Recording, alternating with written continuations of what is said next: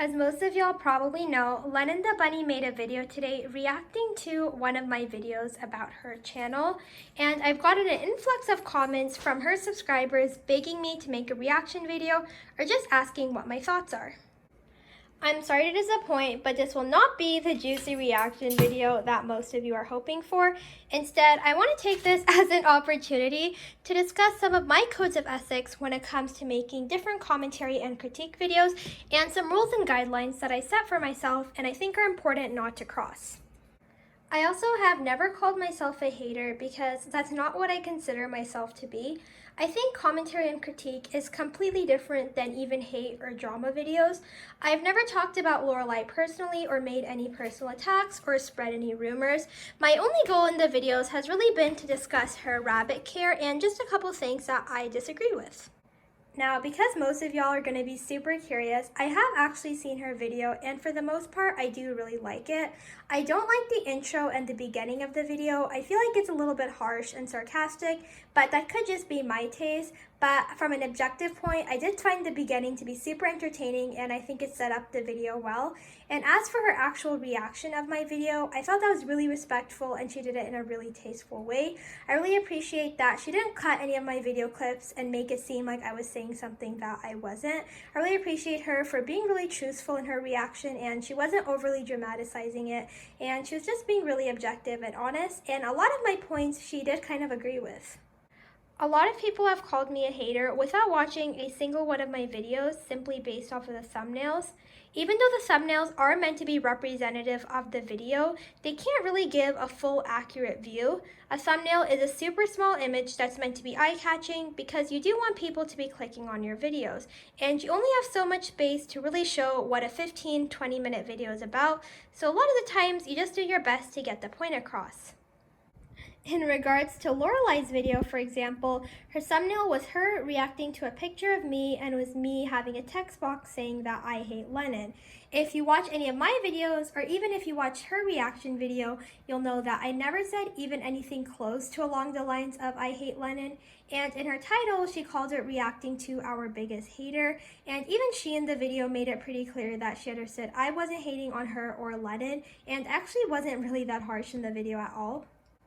Now, I don't find these things to be offensive. I completely understand, especially for her as someone who does do YouTube as a full-time job. It's really important that you make your videos exciting and not clickbaity, but at least exciting enough to be clicked.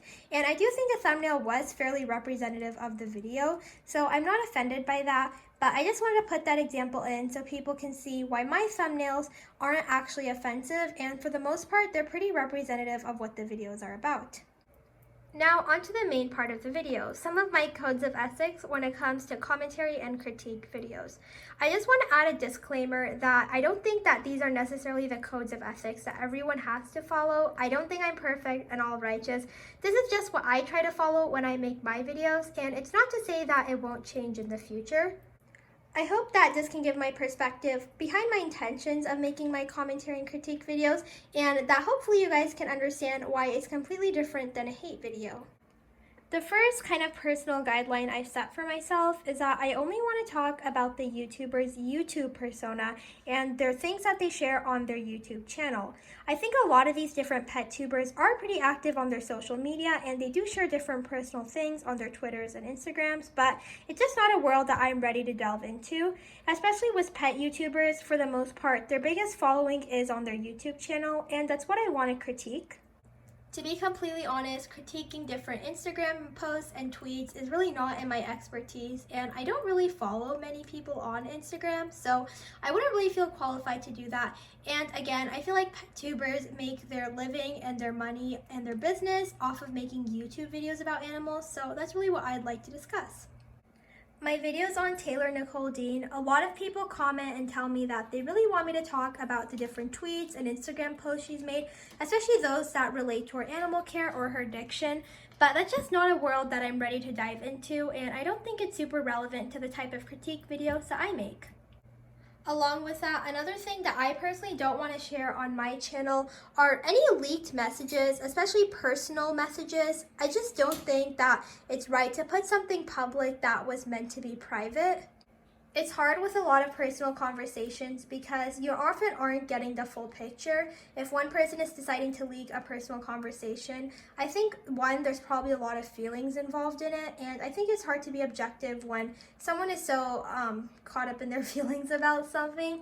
And also, you can't really ever get the full picture when you're looking at screenshots because even if you are getting even their entire text story from that specific date, you don't know the things that were said that lead up to it. So I think a lot of this times this causes people to make really biased claims. And again, when something was meant to be said in the private and you're leaking it to be public, especially on a YouTube video where even if you delete it, it's likely to be reposted and held in the archives, I just am not a huge fan of that personally. Again, I don't really want to talk about other social medias like Twitter and Instagram, but I also personally wouldn't really feel great using a deleted tweet or a deleted Instagram post, especially when it comes to social media. I feel like people can be very impulsive. I think as a generation, we're still learning the implications of having mass social media the way that we do. And I think a lot of the times people just say stuff or post stuff impulsively that isn't really how they meant to say it. So I don't really see the point of using something that they've deleted. With that, I do feel okay with using deleted YouTube videos because if you've posted it on YouTube, there's a lot of stages that it goes for you to post a YouTube video. I mean, first of all, you have to film the videos and then you have to edit it and then you actually have to post it. So by that point, I think pretty much everything you've said is fair game. If something felt okay enough for you to film, edit, look over, and still post, and then later you decided to delete it, I think you're not deleting it because you felt something wrong. You're probably deleting it because of criticism, and I do think it's important to still use those types of evidence. I also personally don't like to discuss anything that relates to someone's personal life. Again, I make videos about animal care, and when I do my commentary and critique videos, I'm critiquing people's animal care. I don't think that what they have going on in their personal life is really relevant for me to speak about, especially considering you often get a very biased picture, especially when it comes to things like relationships and one person is a YouTube persona and the other person isn't. You're missing a whole nother side of the story, and I think it just comes across very biased and one-sided. So I personally don't like speaking about personal matters, especially when it's not relevant to their animal care.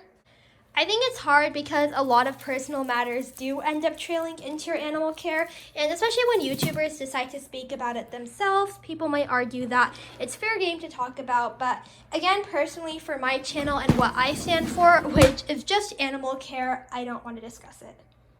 Another thing I personally don't like to discuss in my critique videos is somebody's appearance or any other physical things that they can't really change, for example, their voice or their age.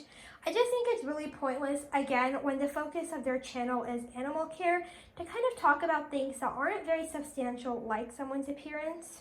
In regards to saying that people can't change, I just don't feel like there's any point of discussing something that someone doesn't have any control over.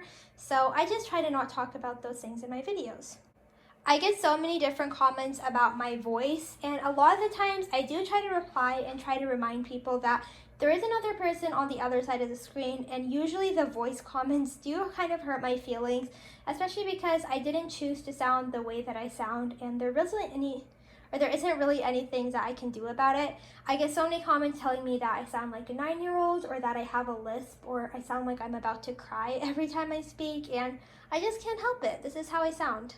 And the last thing I do when it comes to my commentary and critique videos is try not to jump on drama, especially with the different commentary and critique channels. It sometimes feels like you have to make videos that are very relevant to the issues going on.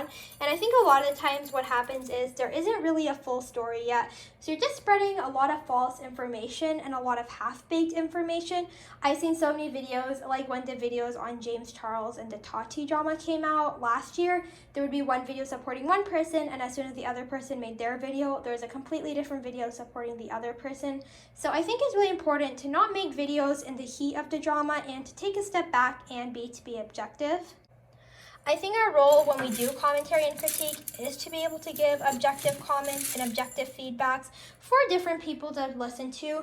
If I wanted to hear James Charles' opinion on the drama, I would just watch James Charles. But the reason I'd watch a third-party channel is so that I can hear an objective opinion and hear what other people have to say about the whole thing. So I think it's a little bit sad when people just jump on the trend super fast and their videos really aren't doing what they're supposed to be. And what I mean by what they're supposed to be doing is creating an objective view on the drama. Some of these videos almost seem like they're trying to fuel up more drama. And that's also why I haven't made a video actually reacting and addressing all of Lorelai's video to my video, which is kind of a mouthful to say.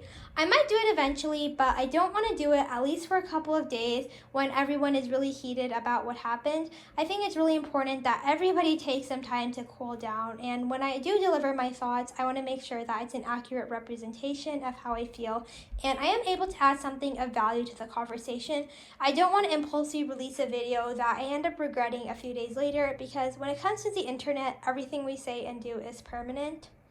In saying that, a lot of people just think that I should either stop YouTube altogether, or at least I should stop discussing Lorelai and her channel. I don't want to stop YouTube, and honestly, I won't stop YouTube just because other people tell me to. I started YouTube because it's something that I really enjoy.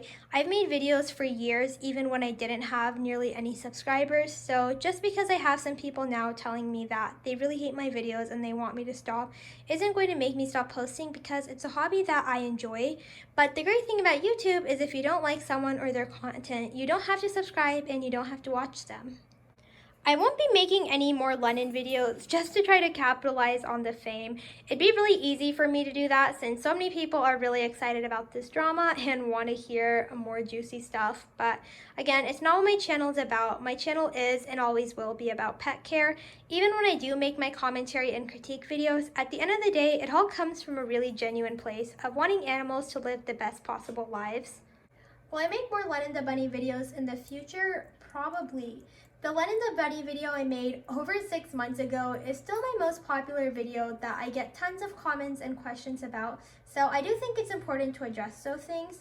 It is also the video that I feel like has made the biggest change in people's minds. I get so many comments on the video telling me that they initially didn't agree with what I was saying, but then they watched another video and they completely are open to my perspective, and they've even tried something new for their rabbit and it's working better for them.